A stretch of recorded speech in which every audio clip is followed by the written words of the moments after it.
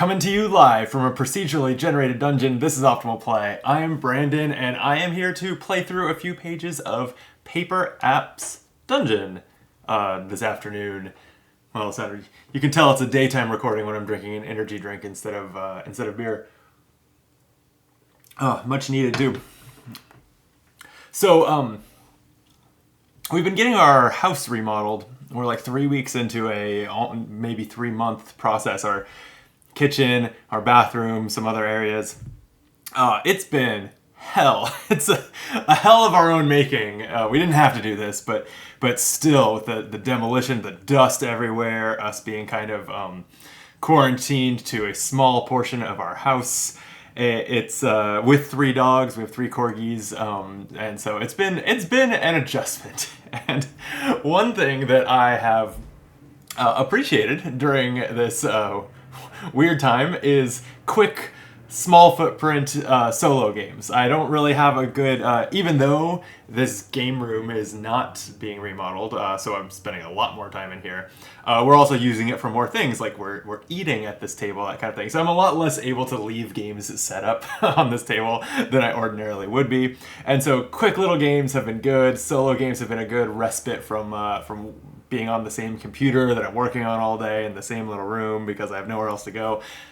Anyway, so that brings me to Paper Apps Dungeon, the sort of game that's exactly what I'm talking about. This is a notebook-based, procedurally generated dungeon crawler. It's real simple. And when I say it's procedurally generated, it's actually unique. So like this is not going to, if you're watching this interested in picking this game up, this will not spoil it because yours will be different. It is literally, for every copy is procedurally generated, which I think is just incredibly cool. And I'm going to fast track this a little bit because I wasn't even aware. I have Paper Apps Dungeon, Golf, and Galaxy, all games that I'm only really just dabbling in now despite having bought them a little while ago. And I looked online and saw that the Kickstarter for Gladden's 4th Paper Apps game book, Paper Apps Labyrinths, has like 2 days left as of I'm recording this. So terrible timing. If this was up 3 weeks ago, I'm sure that everyone would have appreciated it more. But I will rush this out so that you're going to have like a day to jump on their Kickstarter if you want. But also I know, because that's how I bought this stuff, it's on their website. Once they're released, you can buy your own copies of any of these.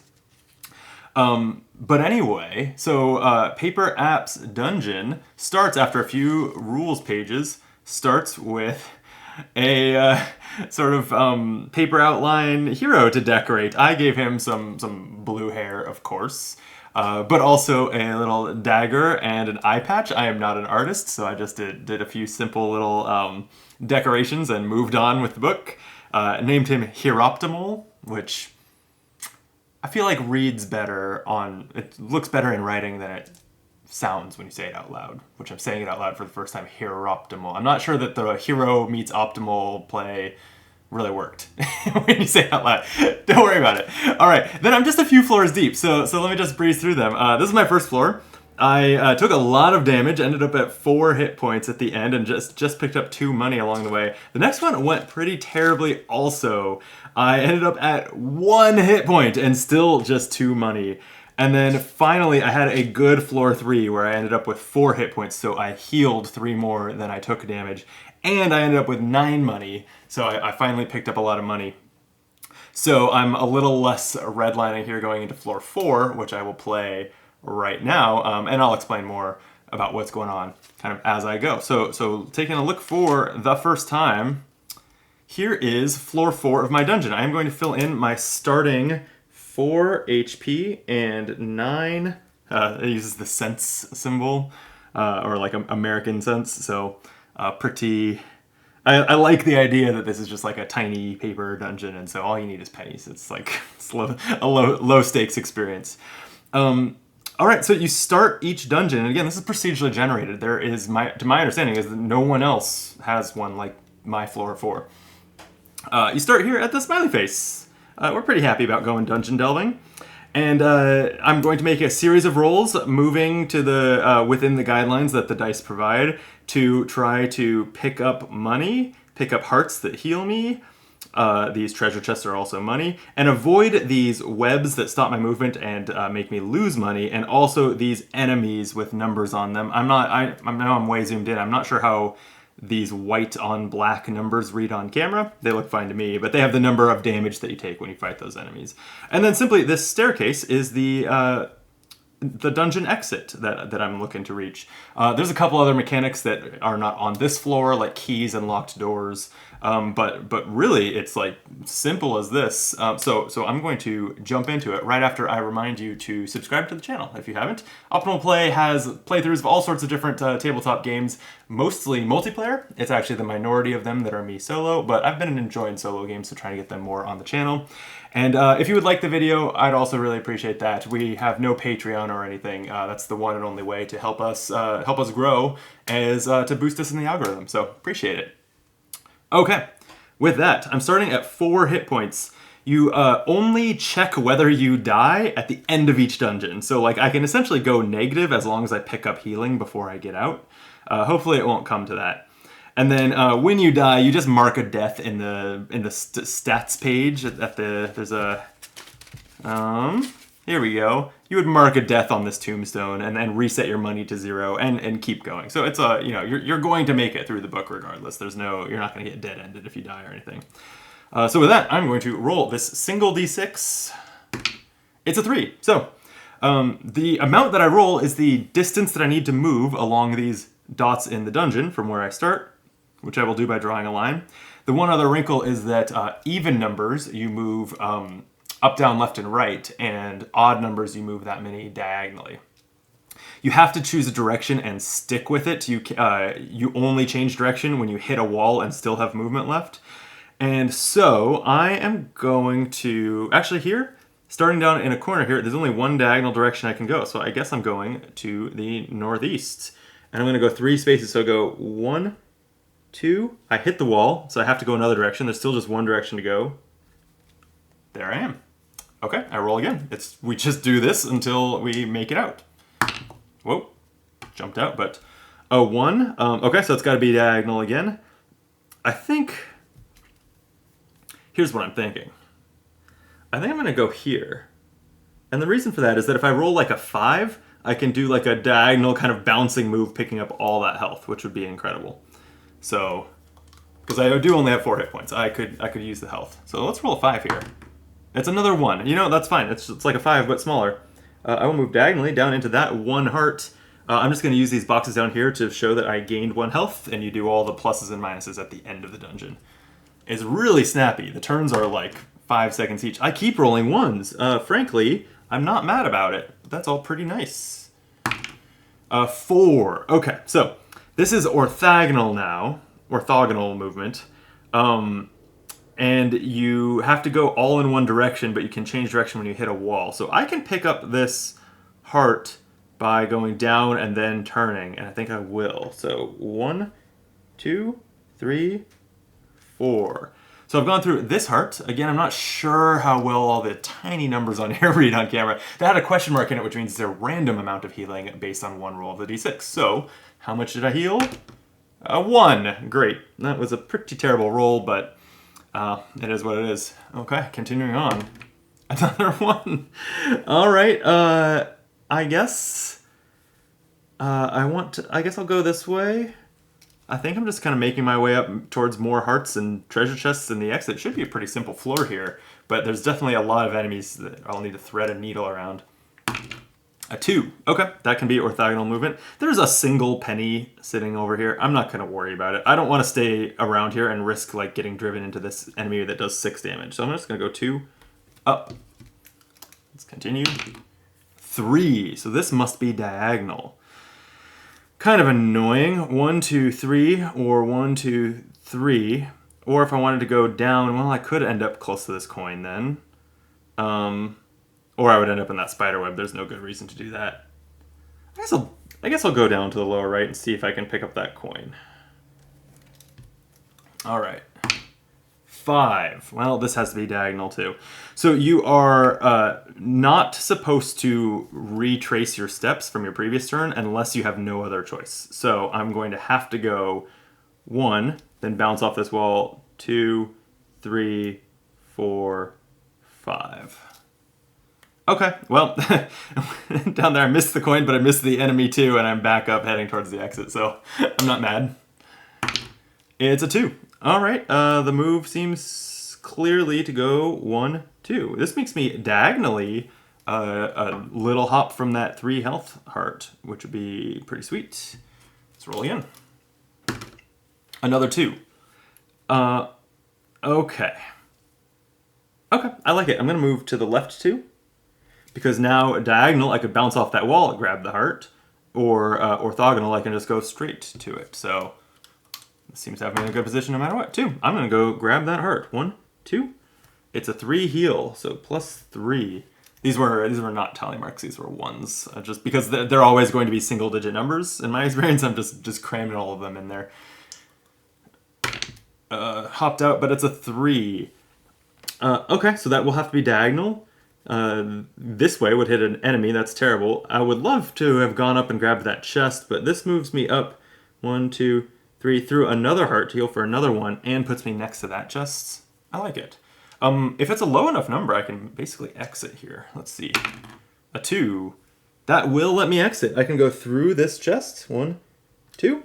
And then when you end adjacent, when you either move through the steps or end a move adjacent to the steps, you can exit the floor. So that's what I'll plan to do right after I roll a die to see how much money I got out of this question mark chest. It's a 5. Hell yeah. Okay. Wow.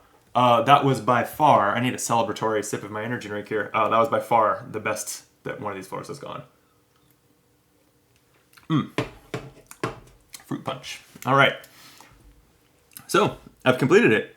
I'm going to update my health. It's 4 plus 1 is 5, 1 is 6, 3 is 9, 1 is 10. I am at the maximum 10 out of 10 HP.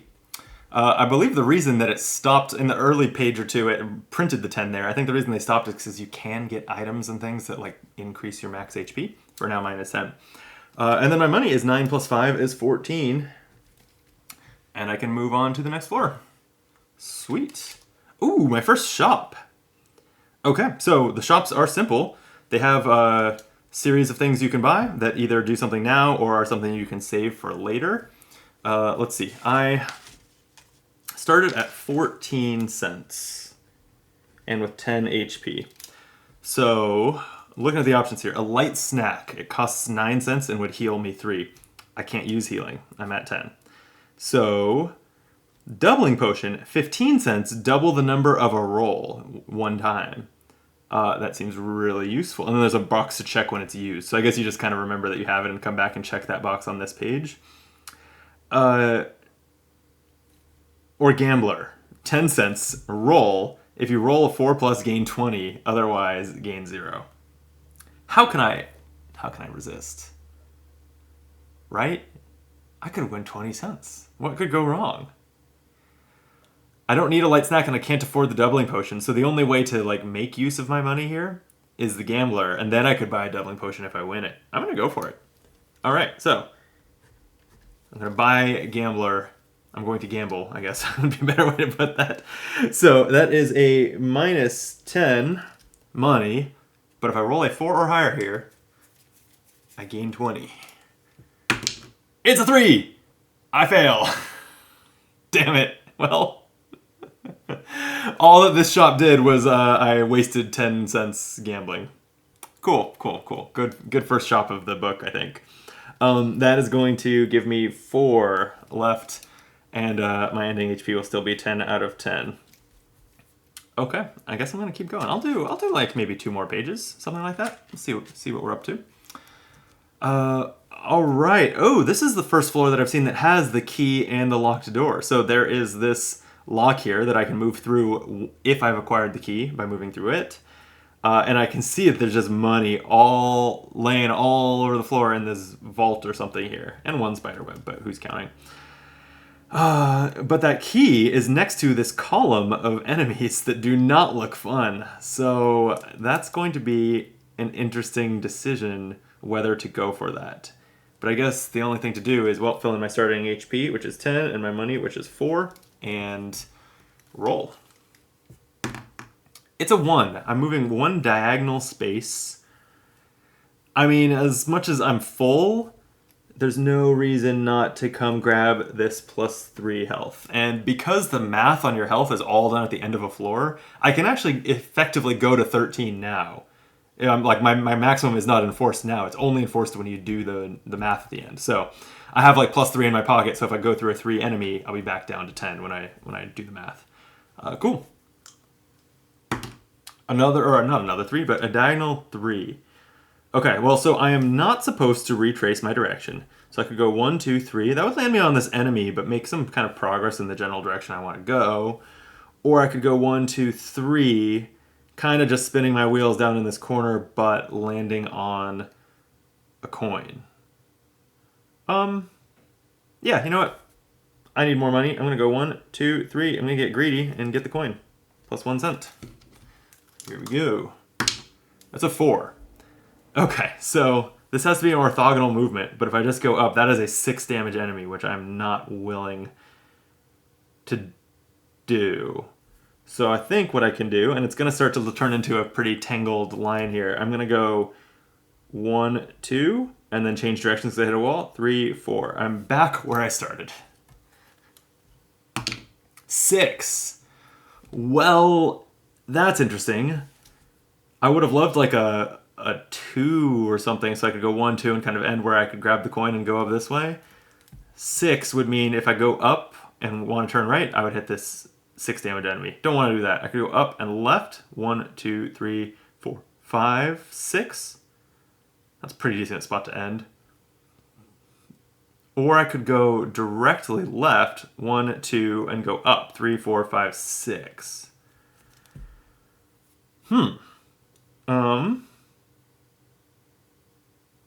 The interesting thing about ending here is that there are no valid diagonal moves, which I guess means that I would just roll until I get an even number. And a 2, in particular, a 2 would be what I want to roll out of there. So I'd have like a 1 in 3 shot of kind of getting up here. I'm thinking my goal is to go up here through these enemies at ideally the 2 or the maybe 4 damage enemy, grab the key, and then see whether the dice let us go down and use that key. Okay. Let's try that. So I'm going to go 1, 2, 3, 4, 5, 6, and I am in that corner. 3. Okay, it's odd. I've got to roll till I get an even number because I can't move diagonal. 6. Ooh. Okay. So I have no choice but to go to the right. It's going to be 1, 2, 3, 4, 5, 6. I don't have a choice here. I end up 1 space away from this 6 hit point monster. And still 2 spaces from where I started. It's funny, I did a page earlier, it was like my second floor. Yeah, I bounced around so much on this one that this almost started to feel like a pinball game or something. Like this, it's a dungeon crawler, but it could have been reskinned as pinball and with some minor changes here. Okay. So like 3 or 4, 3 or 5 to kind of diagonally get up into there. Seems good. A 4. Okay. I'm fine with this. It's going to move 1, since it's an orthogonal move. 1, 2, 3, 4. I'm there. I don't quite hit that spider web, and I grab a coin. That seems good. Another 4. Okay, well, I don't want to go into the spider web if I can avoid it. That stops your movement and makes you roll a die and lose that much money. So I'm going to go 1, 2, 3, 4. Let's grab that key. Let's grab the key. A 2. Okay, I guess I will grab the key. I'm going to go through a 4 hit point enemy, but that's fine. I was up by 3, so -4. I have effectively 9 health left, and I've grabbed the key. Okay. 6. Well, I can get kind of cute here and go 1, 2, 3, 4, 5. Oh, 6. I was thinking I could turn left there, but I can't because I'm not hitting a wall there. But all right, I make it just kind of around the enemy there. A 3. It's going to be diagonal. Okay, well, there's no reason to go up here or there. That just hits a bunch of enemies. So that leaves this way. 1, 2, and then the only way I can continue is going to be 3. That's kind of awkward. After all that getting the key, I'm starting to think rather than try to thread the needle and get down to the vault, I might just head for the exit. Let's see what this next roll brings. It's a 4. Yeah, I definitely think I just head for the exit now because I can go... Well, I could go 1, 2, 3, 4. Or I could just go 1, 2, 3, 4. I'm going for the money. 1, 2, 3, 4. We will figure this out. I got the key. I'm not going to give up. I gained a health there, so that's nice. Okay. It's a 6. Okay. I'm going to go through an enemy here, I think, but I'm also going to pick up a bunch of health, so that should be fine. We're going to go 1, 2, 3 through a heart, 4 through an enemy, 5 through a heart, and then I guess I've got to go keep going down because I'm not hitting a wall, so I just kind of missed turning into the lock, but a diagonal number would get me through it. So I lost 3 health to the enemy, but I gained 3 health twice. 2 hearts with a 3 and 1 mystery heart. It's going to give me 4. So the 4 and the 3 cancel out. I'm basically at 10 plus 3, 1, 3, 17 health right now. That's going great, and I'm going to be capped, so no reason to avoid hitting another monster or 2. Let's get a diagonal number and get through that lock. 5 will do it. Annoyingly, 1, 2, and I have to stop in that spider web and lose a d6 of money. Hopefully it's not 6 and just dropping me to 0. 5, almost. Okay, well, that wasn't great, but now I can pick up a lot of this money. Let's do it. A 1. Sure, I will just go diagonal there. Gain a cent. 5. This is going to be diagonal. Sort of weird. I'm going to go 1, 2, and then I have nowhere to go but back. So I do, in this case, go 3, 4, 5. I land back in the spider web, but it doesn't trigger twice, and I grabbed 1 more penny. This vault is awkward. 6. That's what I was looking for, because now I can just go like 1, 2, 3, 4, 5, 6, and I have just picked up 5 pennies. That's what we're looking for. Another 6. Let's just clean up the rest. 1, 2, 3, 4, 5, 6. That was another 3 that I had not yet collected. And that's all but 1. Now I'm just trying to get back out the lock, which, because pinball might take a few tries.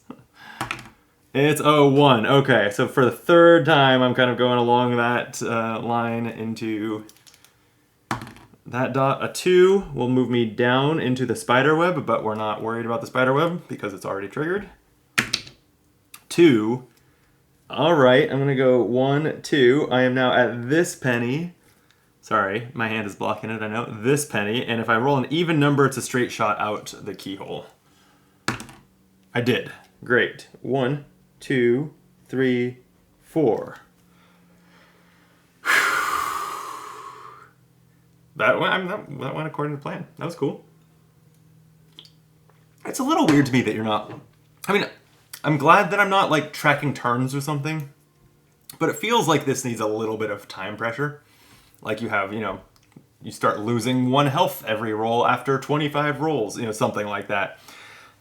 I don't actually know if that would make the game better because tracking those rolls would be annoying.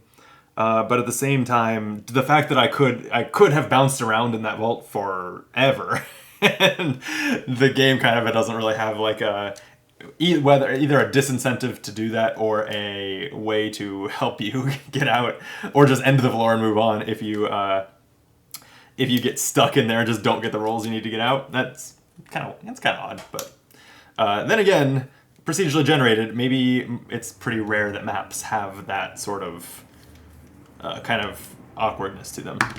4 will let me move 1, 2, 3, 4. Sorry, between my head and my hand, I know I'm probably blocking the view of this a lot, but okay. So I'm at this intersection right here. Another even number would be nice. That's not even. 3. All right, I will just go 1, 2, 3. That went through a 1-hit enemy and a +1 health heart, so that broke even. 6. Great. Okay, so 1, 2, 3, 4, 5, 6. I am back again at this intersection, trying to roll an even number to get through that hallway, which I don't do. 1, 2, 3. All right, I'm gonna roll fast here and just try to get through there. A 1 put me there. A 1 put me here. A 6. Okay. Wait. That's not good. Oh, wait. I don't... Okay, that's fine. It's fine. I have so many excess hit points. I'm here. I'm going to go 1, and then I have to turn 2, 3, 4, 5, 6. I think that helps make me progress towards getting to the exit. I'm right there now. And I just took 5 more health in enemy hits, but I don't actually think I mind that because I have such a surplus. 1 diagonal, sure, that'll send me here. Getting close to that exit. 4. Kind of annoying. I can either go 1, 2, 3, 4 and hit an enemy and a spider web, or just go left and hit a spider web. So I guess there's no reason to hit the enemy. I will just land in that spider web. Now I'm 1 diagonal move away from the steps. But the spider web is going to make me lose 5 more cents. Oh man, okay. And then another roll, like a 1 or a 3 will get me out. 2, doesn't quite, but I'll just move to there, and 3. No! 1, 2, 3. I hit the enemy for -2. This is so awkward. Okay, 1, 2. I'm gonna move back towards the stairs. And 2. All right, that gets me to the stairs. That was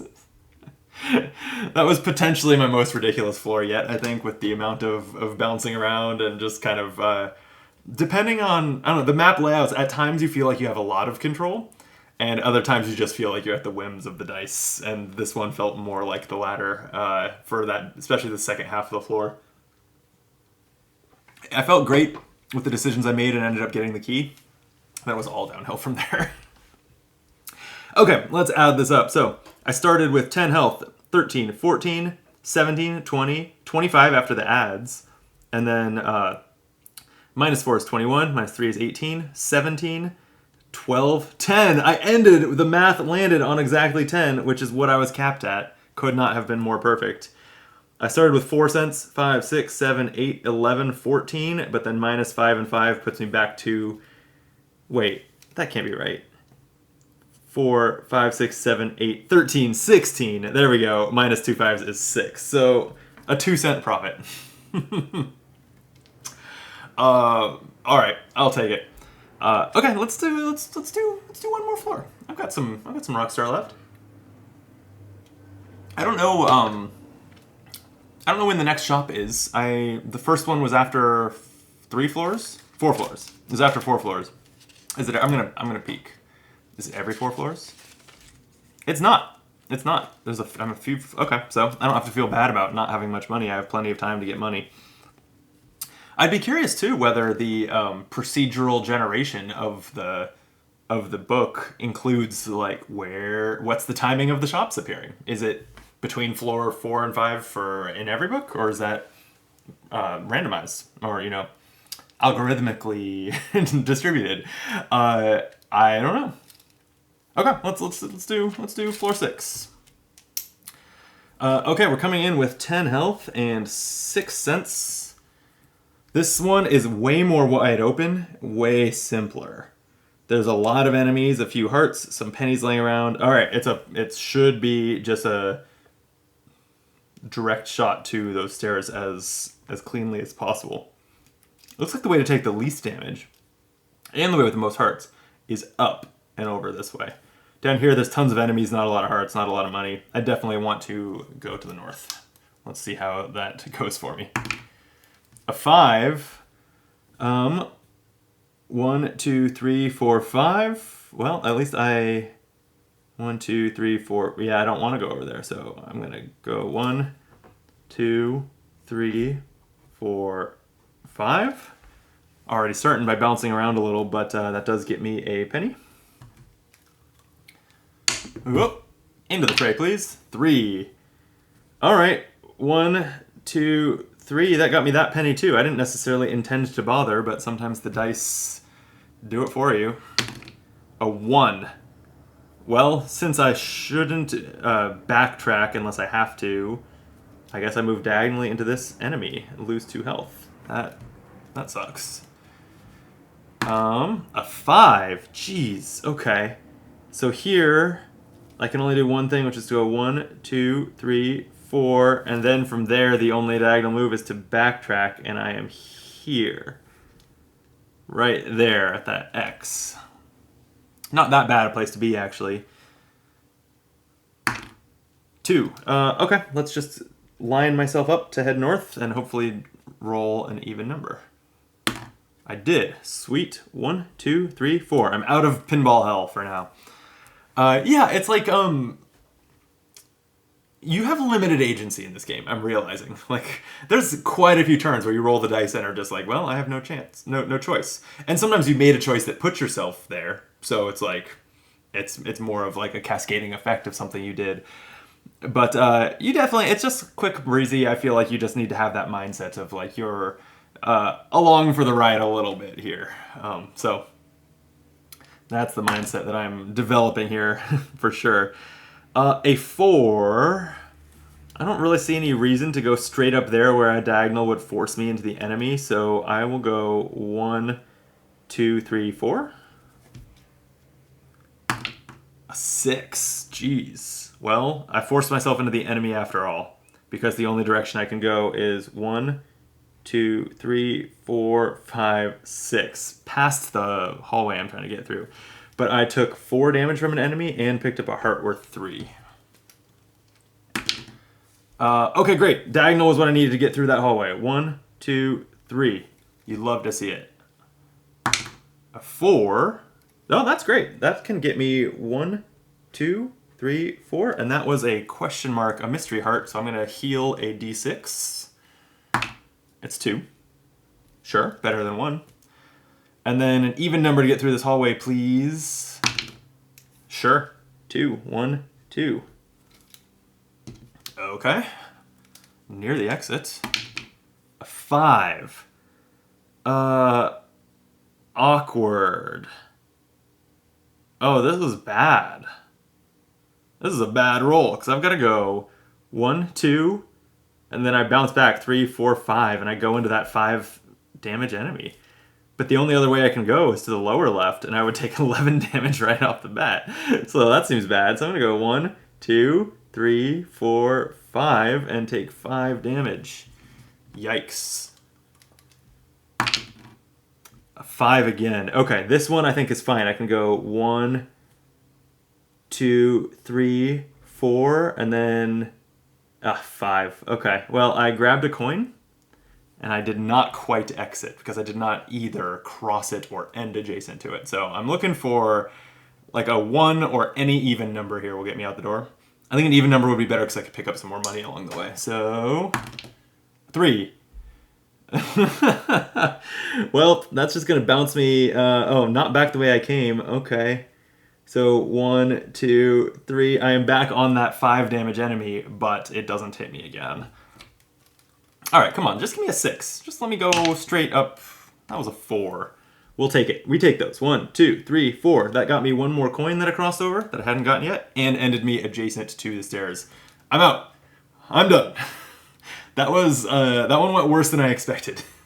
I took a lot of damage. So I'm gonna need another good one with a lot of healing to make up for this. But let's run the numbers and then we'll call that a video. So I started at 10, plus 3 and 2, it puts me at 15. Minus 2 is 13, minus 4 is 9, minus 5 is 4 out of 10 hit points at the end of floor 6. And then I had 6 cents and I picked up 4 pennies, giving me 10 cents. Okay, and it goes on from there. There's, how many, there's like roughly, there's something in the range of like 42, 43, 44 floors it looks like for me. 45. Yeah, I don't think that there's a lot in the way of like new mechanics. It stays pretty simple. It's just a nice little activity. Like I'm going to enjoy just taking having this in the glove box of my car, and doing 2 pages when I'm waiting for someone that I'm at in the parking lot to pick up, or whatever. Like that seems to be where this fits in my life. I was talking about like enjoying kind of small footprint, quick solo games. This is like maybe lighter than I'm looking for, because like even though I want a quick solo game, I'm talking probably 30 minutes.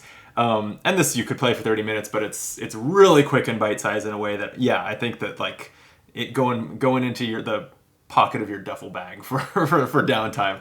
That seems to be where it makes sense to me. So that's Paper Apps Dungeon.